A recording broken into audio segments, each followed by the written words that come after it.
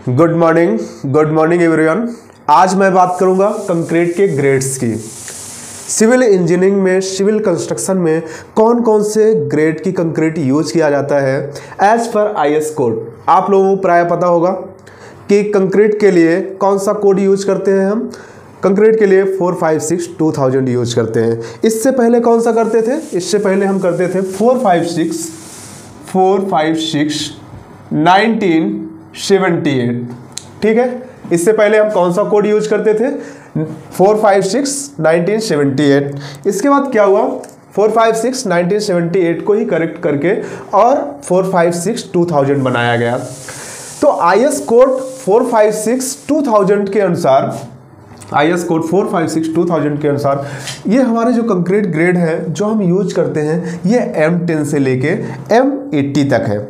और ये जो M5 और M7.5 है ये कंक्रीट ग्रेड हमको 456-1978 वाले कोड में मिलता है। ठीक है, अब आज मैं ये भी बताऊंगा कि आखिर में ये दोनों ग्रेड आईएस कोड 456-2000 में क्यों नहीं रखा गया।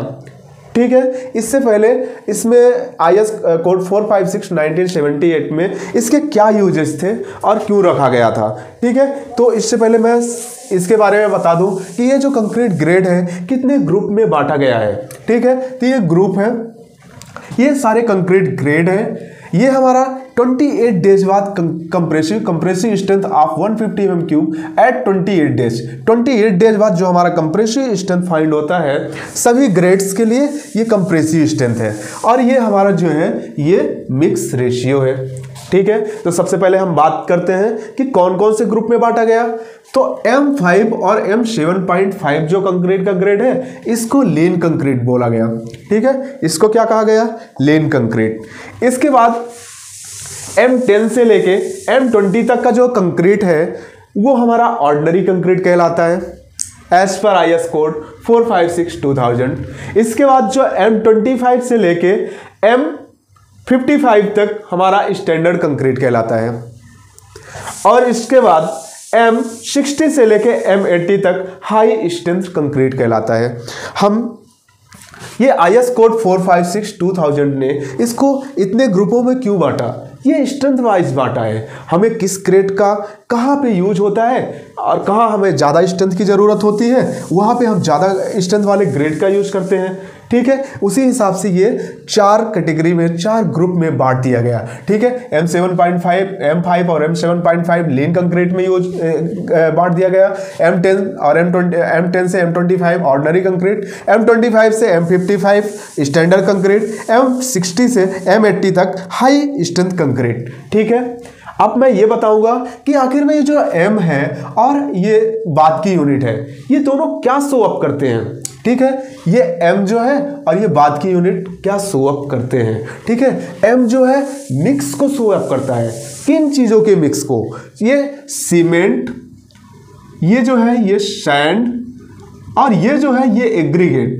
ठीक है, सीमेंट सैंड एग्रीगेट का जो मिक्स होता है, ठीक है, सीमेंट सैंड और एग्रीगेट का जो मिक्स होता है उसको ये M शो करता है।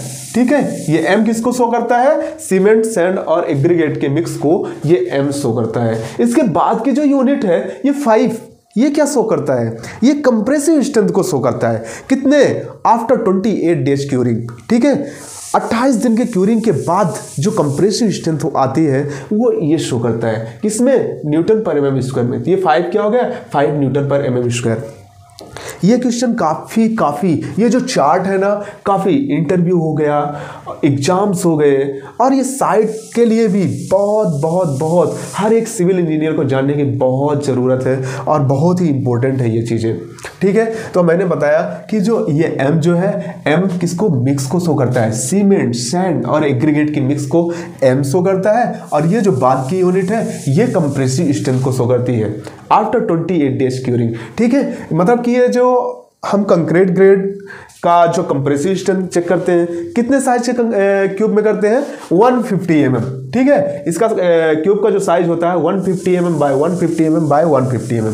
ठीक है, 150 mm by 150 mm by 150 mm होता है ये क्यूब की साइज।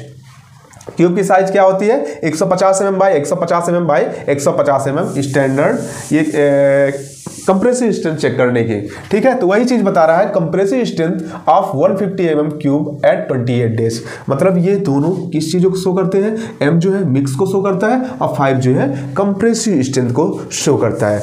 अब हम बात करते हैं इन सभी ग्रेड के लिए हम क्या क्या प्रोपोर्शन रखते हैं सीमेंट सैंड और एग्रीगेट का, क्या क्या रेशियो रखते हैं। ठीक है, तो M5 के लिए 1, 5, 10 रखा जाता है।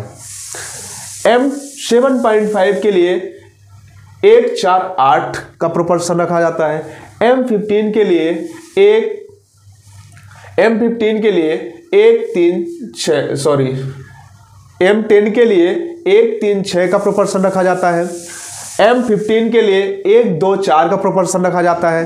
M20 के लिए 1, 1.5, 3 का प्रोपोर्शन रखा जाता है। M25 के लिए 1, 1, 2 का प्रोपोर्शन रखा जाता है। इसके बाद जो है M30 से लेके M80 तक डिजाइन मिक्स किया जाता है। ठीक है, इन सभी का प्रोपोर्शन तो हमको पता चल गया, M5, M7.5, M10, M15, M20 और M25।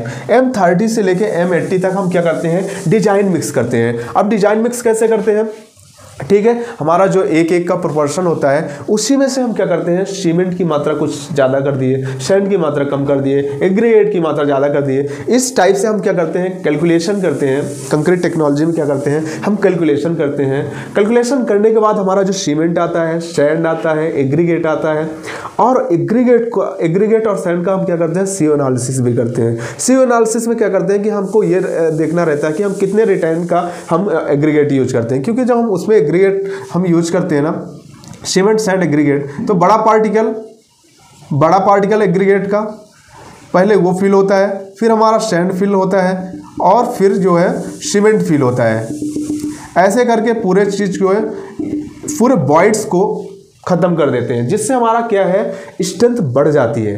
ठीक है, तो ऐसे क्या करते हैं, सभी ग्रेड के लिए क्या करते हैं, डिजाइन मिक्स किया जाता है, और स्ट्रेंथ गेन करने के लिए एडमिक्सर्स यूज किए जाते हैं। तो इन सभी चीज़ों के लिए M30 से लेके M80 तक क्या करते हैं, डिजाइन मिक्स करते हैं, और बाकी जो M5 से लेके M25 तक का हमारा प्रोपोर्शन ये एज पर कोड दिया हुआ है।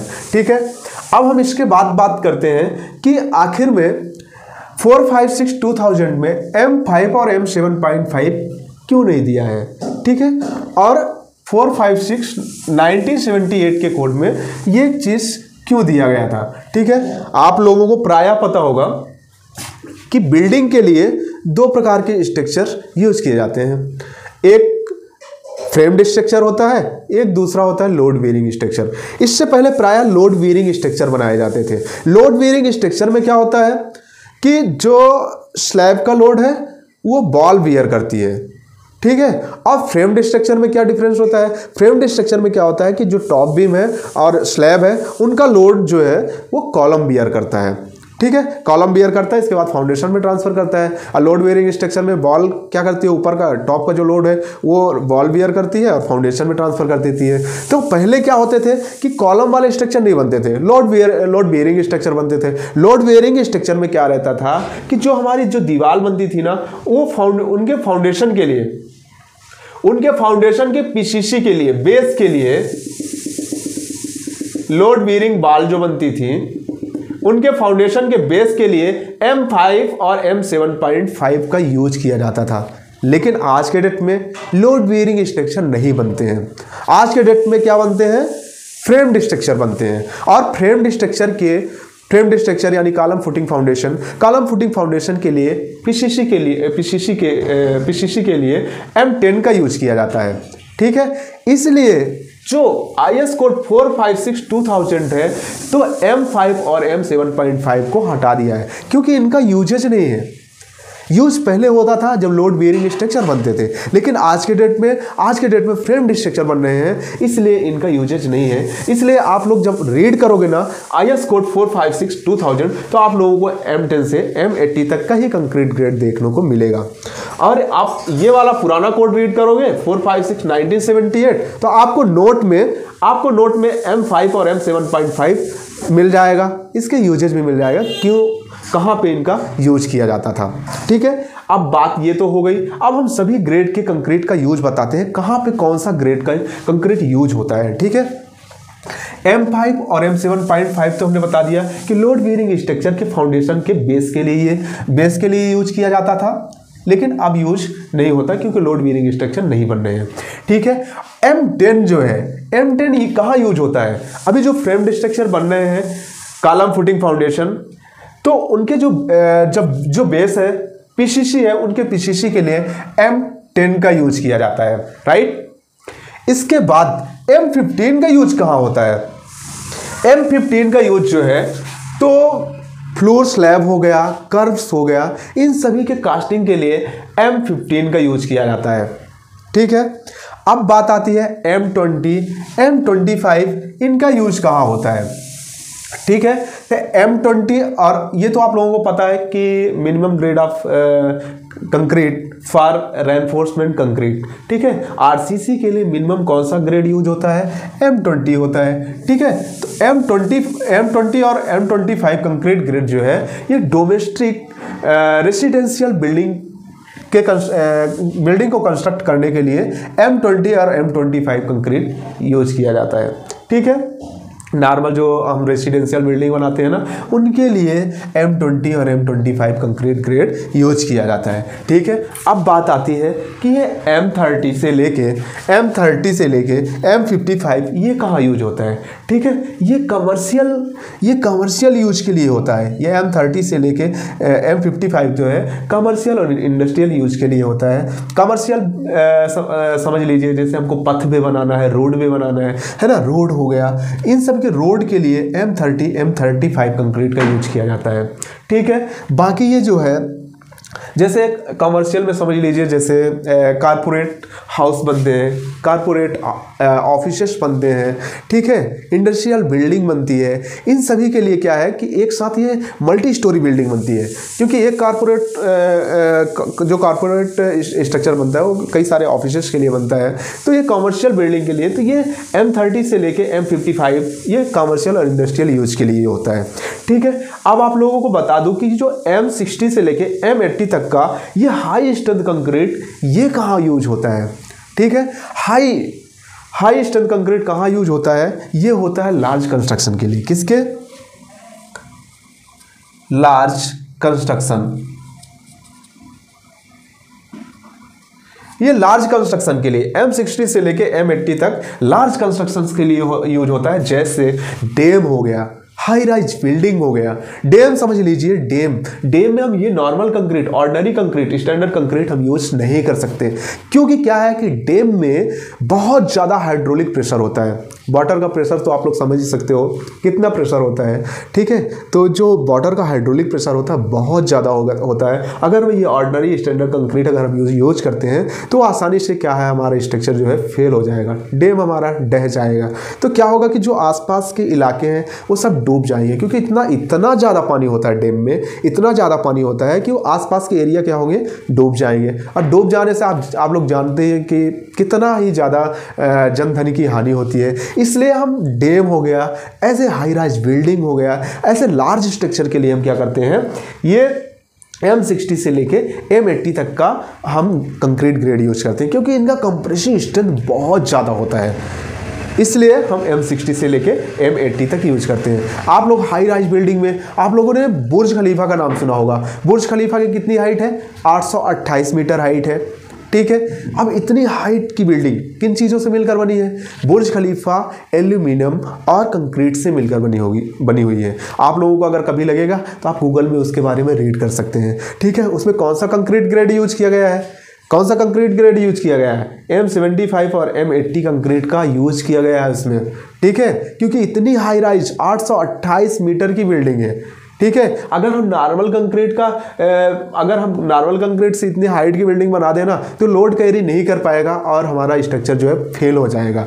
ठीक है, समझ रहे हैं? तो इन चीज़ों से क्या है कि अगर हम कम ग्रेड का कंक्रीट और लार्ज कंस्ट्रक्शन के लिए अगर हम यूज़ करते हैं तो हमारा जनधन का हानि हो सकता है। और क्या हो सकता है, हम इतना महंगा स्ट्रक्चर बनाते हैं, काफ़ी नुकसान होते हैं। इसलिए जब हम लार्ज कंस्ट्रक्शन बनाते हैं, हाई राइज बिल्डिंग बनाते हैं, ये तो हम ये हाई स्ट्रेंथ कंक्रीट का यूज करते हैं। ठीक है, तो दोस्तों ये रहा, ये आज का मेन टॉपिक था कि हमारे कितने प्रकार के कंक्रीट ग्रेड होते हैं, कहाँ कहाँ पे यूज होते हैं।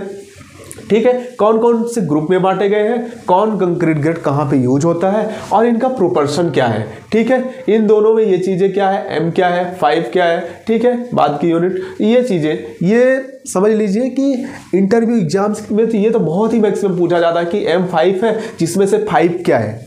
ठीक है, तो 5 क्या है, कंप्रेसिव स्ट्रेंथ है, 5 न्यूटन पर एम स्क्वायर, इसका यूनिट क्या है, न्यूटन पर एम स्क्वायर, मेगा पास्कल। ठीक है, तो ये बहुत ही पूछा जाता है। M40 कंक्रीट है, ठीक है, एग्जाम में आ जाता है कि M40 कंक्रीट है, जिसमें से 40 क्या है, तो 40 कंप्रेसिव स्ट्रेंथ है। ठीक है, तो आज का मेन टॉपिक यही था। M30 से लेके M80 तक का डिजाइन मिक्स किया जाता है। तो आज का टॉपिक मेन यही था, कंक्रीट ग्रेड से रिलेटेड। ये IS कोड अभी हम कंक्रीट के लिए IS कोड 456/2000 का यूज करते हैं। तो दोस्तों thank you so much for watching this video. हम मिलते हैं नेक्स्ट वीडियो में। अगर ये चीज़ें आपके यूजेबल लगी हो तो आप हमारे चैनल में अगर नए हैं तो प्लीज़ चैनल को सब्सक्राइब कर लीजिएगा। मिलते हैं हम दूसरे टॉपिक को लेकर नेक्स्ट वीडियो में। Okay, thank you so much.